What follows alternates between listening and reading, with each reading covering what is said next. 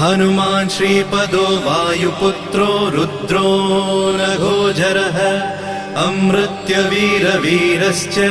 ग्रामवासो जनाश्रयः धनदो निर्गुणः शूरो वीरो निधिपतिर्मुनिः पिङ्गाक्षो वरदो वाग्मी सीताशोकविनाशकः शिवः शर्वत्परो व्यक्तो व्यक्ताव्यक्तो धराधरः पिङ्गकेशः पिङ्गरोमा श्रुतिगम्यः सनातनः अनादिर्भगवान् देवो विश्वहेतुर्जनाश्रयः आरोग्यकर्ता विश्वेशो विश्वनाथो हरीश्वरः भर्गो रामो रामभक्तः कल्याणप्रकृतिस्थिरः विश्वम्भरो विश्वमूर्तिर्